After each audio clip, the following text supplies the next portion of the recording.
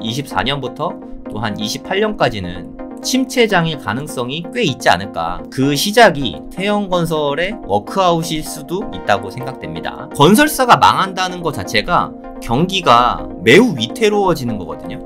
경기 침체를 말하는 거예요. 대한민국의 경제 자체가 전반적으로 안 좋아지는 거예요. 투자해서 한 발짝 물러서시고 돈을 열심히 벌면서 공부한다, 이렇게 생각하시면 좋지 않을까. 위기 관리하는데 가장 중요한 거는 현금 확보라는 거. 이걸 잊으시면 안 돼요.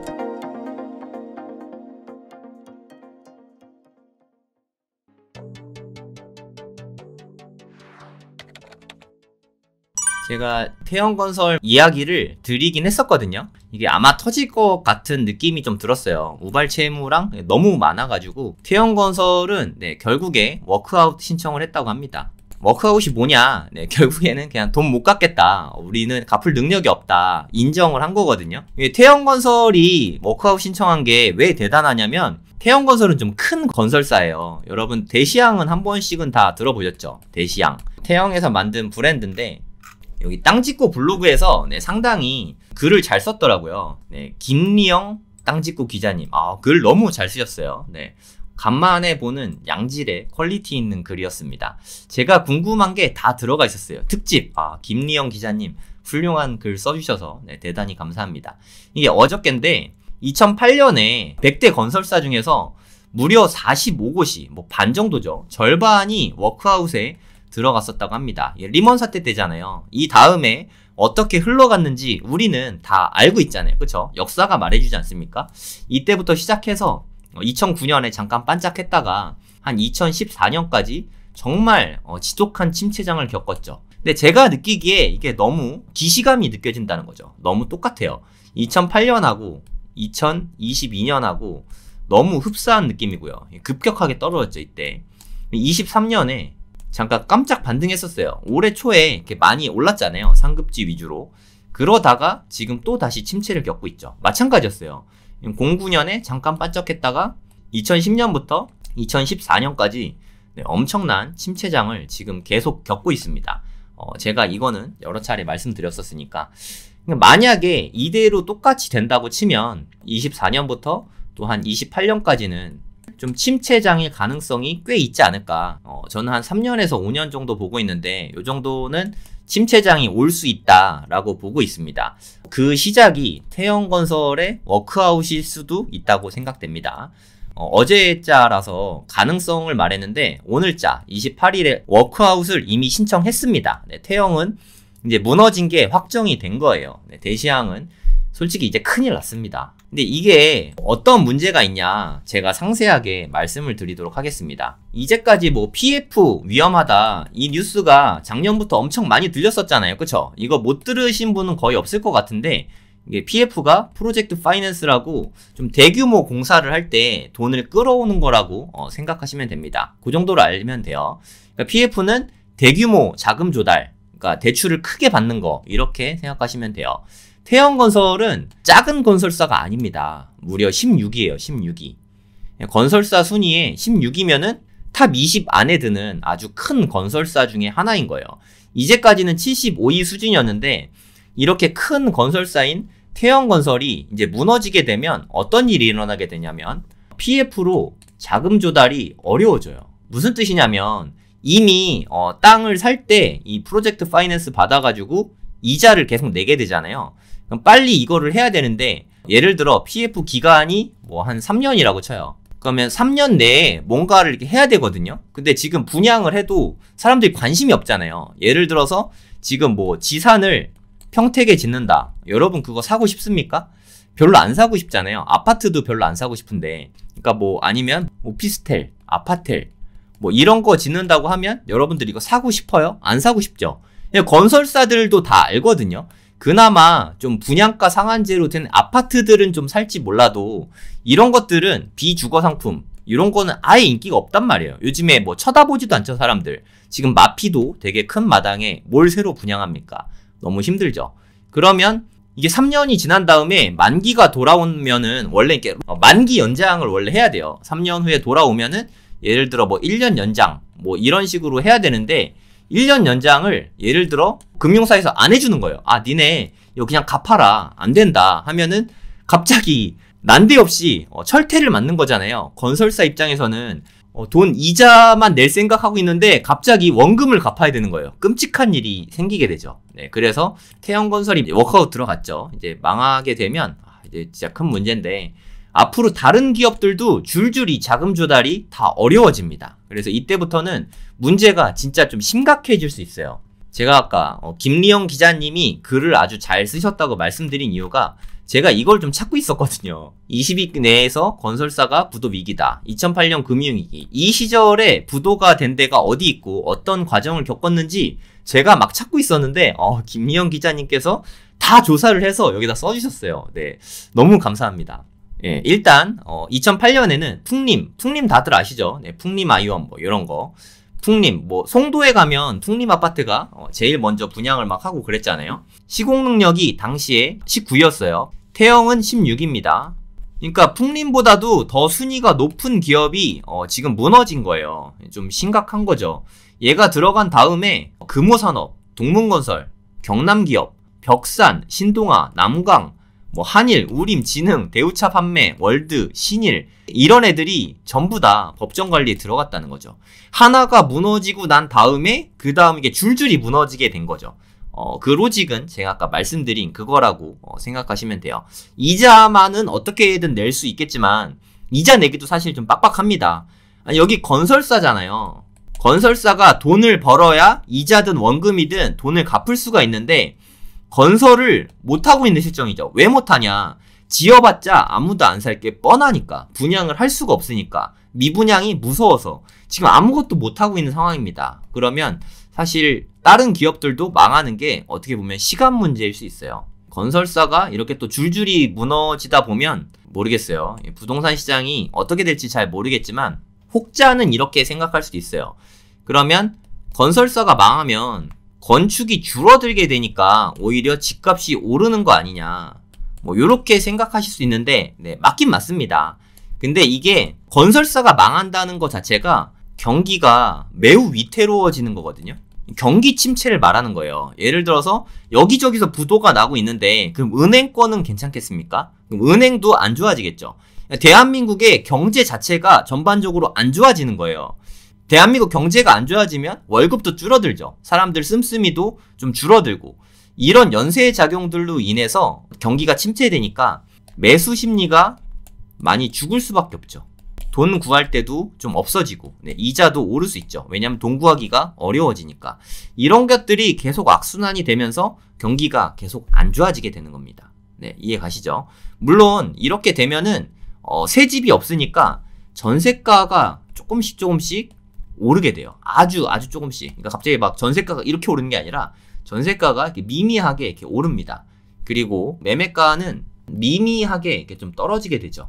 그래서 갭이 점점 이렇게 조금씩 작아지게 됩니다. 요럴 때가 기회일 수 있죠.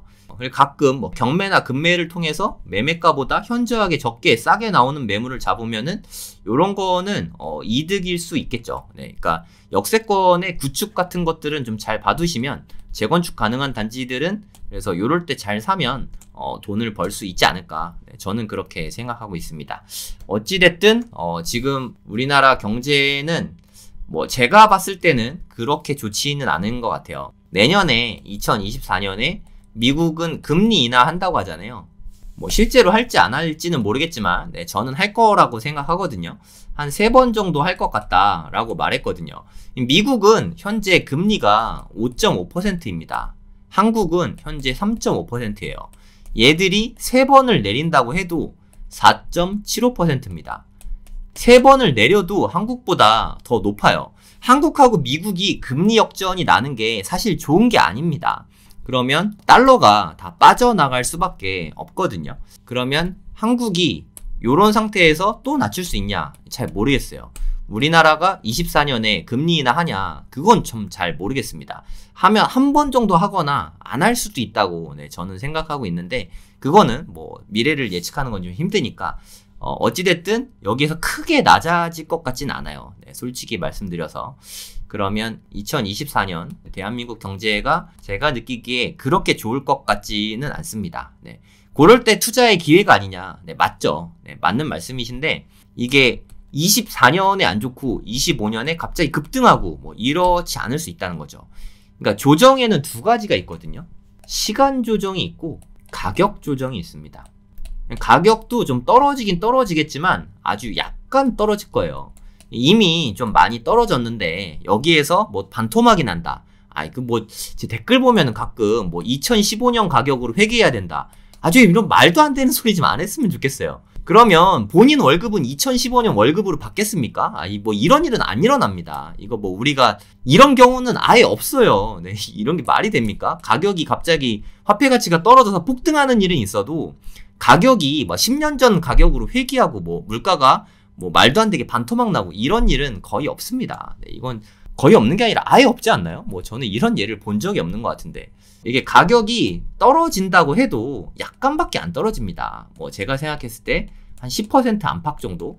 진짜 여기에서 20%가 더 떨어지면 진짜 우리나라는 혹독한 경제 위기를 겪고 있을 거예요. 네, 그건 너무 끔찍할 것 같고 여기서 더 떨어진다고 해도 한 10% 정도 선이지 않을까. 네, 저는 그렇게 생각하고 있어요. 가격은 이 정도만 떨어진다고 해도 진짜 정말 힘든 건 시간 조정이거든요. 그러니까 이게 2년이 걸릴지 뭐 아니면 10년이 걸릴지 아무도 모른다는 거예요. 네, 이게 시간 조정의 가장 무서움이라고 생각합니다. 뭐 예를 들어서 제가 저번에 차트를 보여드렸는데 미국의 닷컴 버블 때 이때 만들어진 주가를 회복하는데 무려 16년이 걸렸습니다. 지수가 회복되는데 16년. 정말 끔찍한 시간이지 않습니까? 이게 먼 과거가 아닙니다. 그러니까 2000년에 닷컴 버블이 생기고 급등했는데 요 가격까지 다시 오는데 여기서부터 여기까지 오는데 이 기간이 16년 걸렸다고요. 2016년에 이때가 돼서야 회복이 됐어요. 정말 끔찍한 일 아닙니까? 저는 좀 무섭습니다. 이 시간 조정이 정말 너무너무 무서워요. 네, 여러분들도 조급하게 서두르지 마세요. 네.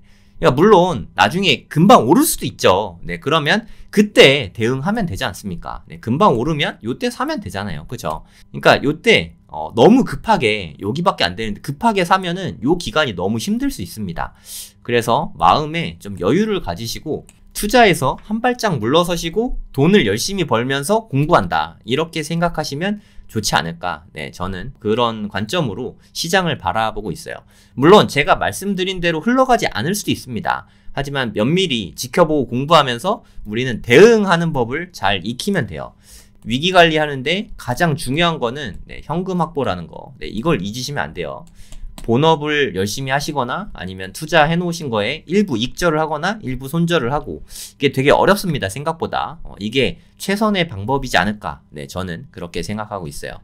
2008년도를 공부를 좀 해보시면 모든 투자를 하는데 큰 도움이 될 거라고 생각합니다. 2008년을 공부 많이 해보시면 좋을 것 같습니다. 네, 거기에다가 진짜 또 뭐가 나왔죠. 그러니까 투자자는 솔직히 적은 돈으로 큰 수익을 얻어야 이게 가장 의의가 있잖아요. 그쵸? 돈을 적게 들이려고 하면은 자연스럽게 큰 레버리지를 쓸 수밖에 없죠. 레버리지.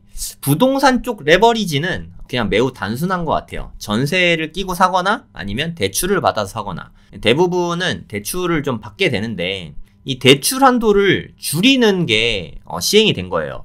스트레스 DSR. 이거 내용이 너무 어려워가지고 읽고 있으면 스트레스 받더라고요. 네, 제가 학창 시절에 공부 잘했던 편인데도 이거 읽는 게 너무 힘들었어요. 저는 정책이라는 게 좀 쉬워야 된다고 생각하거든요. 정책이 어려우면 안 된다고 생각해요.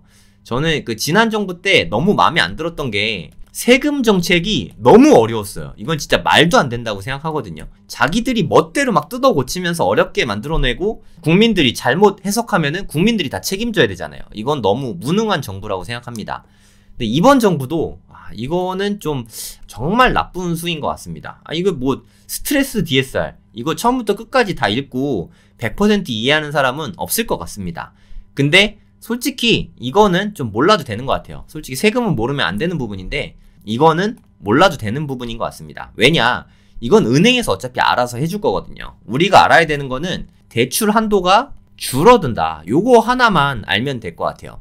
써있네요. 대출 한도 줄어든다. 그냥 요것만 아시면 됩니다. 내년에는 대출 한도가 좀 줄어들 수 있다. 뭐 여기에 뭐 상한선과 하한선을 둬서 뭐 이때는 25%, 이때는 50%, 이때부터 100%막 어쩌고 저쩌고 하는데 솔직히 너무 복잡해요. 정책을 이런 식으로 좀 만들면 안 된다고 생각하는데 은행원 분들이 알아서 해주실 거라고 생각합니다. 앵커도 얘기하죠. 아무래도 스트레스 금리 산정부터 잘 이해가 안 되는데 쉽게 설명해 주시죠. 앵커분도 대단한 지식인이실 텐데 이해가 잘 안 된다고. 그래서 기자가 미리 준비했죠. 너무 복잡하니까. 그래서 화면을 준비했는데요 하고 어쩌고 저쩌고 설명을 합니다. 근데 우리가 이거를 솔직히 다 알 필요는 없다고 생각해요. 그냥 중요한 건 대출 한도가 줄어든다. 이거 하나만 아시면 될 것 같습니다. 즉 내년에 2024년에는 대출 한도도 DSR 규제로 더 빡빡해지고 돈이 덜 나온다는 뜻이에요. 그리고 특례론이라고 하죠. 특례 보금자리론도 내년부터는 끝났어요. 이제 뭐 사실상 지금 이미 끝난 상태인데 이것도 안 되고 이것도 안 되고 우리가 돈을 못 빌리면 솔직히 투자하기가 어렵잖아요. 10억짜리 집을 10억 다 주고 사는 사람이 솔직히 뭐 얼마나 됩니까? 그러니까 내년에는 대출 받기는 상대적으로 좀 어려워질 것 같습니다. 근데 모든 대출은 1월에 받는 게 가장 좀 편합니다. 그러니까 대출 특판 예금 같은 거 있잖아요. 특판 예금? 특판 대출로 할게요. 대출 특판 같은 경우에는 대부분 1월에 좀 나오고 은행 지점마다 대출 한도가 있어요. 그러니까 대부분 시작이 1월에 시작이거든요. 그래서 1월 달에 가면은 대출을 받기가 상대적으로 좀 유리합니다. 그래서 대출을 받기를 원하시면 1월에 가서 상담을 받아보시면 유리할 거라고 생각합니다. 저희 그 고래동 공부 프로그램이 있는데 1월 달에 또 고래 식구들을 모집을 합니다. 한 달에 수강료는 49,000원입니다. 뭐 제가 생각하기에 대한민국에서 가장 저렴한 양질의 교육 프로그램이지 않나 생각을 합니다. 24년 1월에 고래동 공부 프로그램을 간단하게 소개해 드리도록 하겠습니다. 12월에 빌딩 강의가 인기가 되게 많았어요. 그래서 조금 더 디테일하게 1월에도 파트 2 강의를 제가 직접 강의를 합니다. OT와 함께 강의를 할 예정이고요.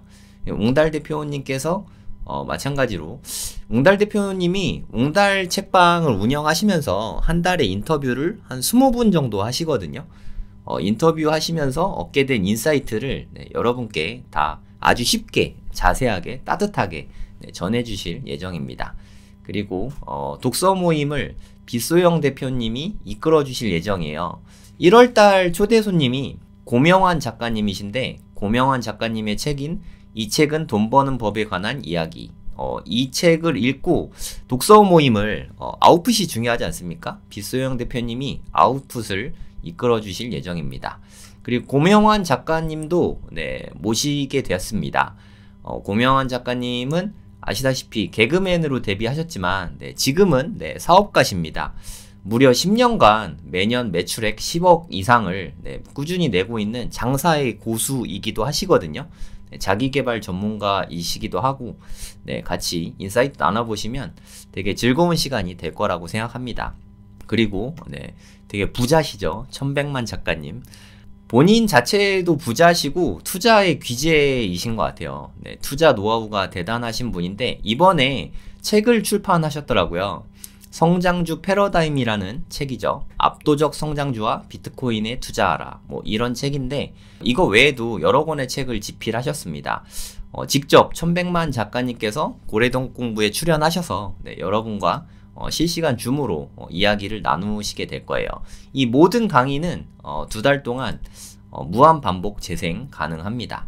그리고 1월 것만 결제할 때는 49,000원이고요. 이제 좀 장기 수강권을 새로 만들었어요. 6개월 강의.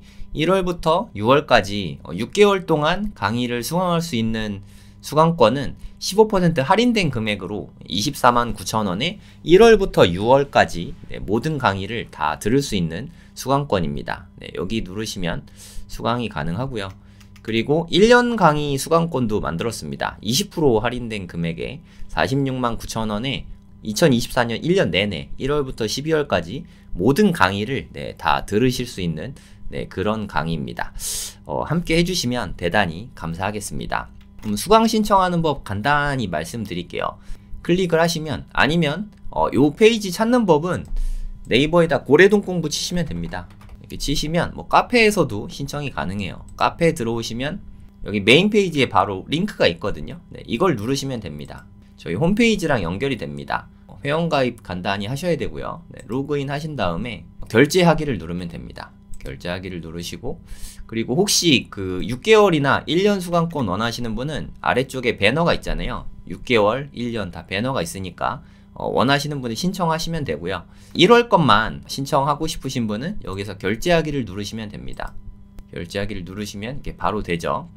뭐 이렇게 다 입력을 하신 다음에 결제하실 때는 네, 무통장 입금으로 입금자 이름을 적으시고 결제하기를 하시면 됩니다. 이렇게 해갖고 신청을 하시면 저희가 나머지 안내는 다 해드리니까 네, 이렇게 하고 함께 해주시면 대단히 감사하겠습니다.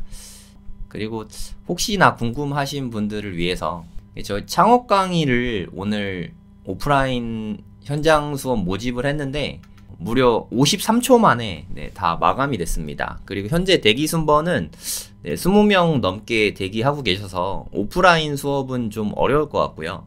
내일 오전 10시에 온라인 수업 접수 예정이니까 원하시는 분은 네, 접수해 주시면 될 것 같습니다.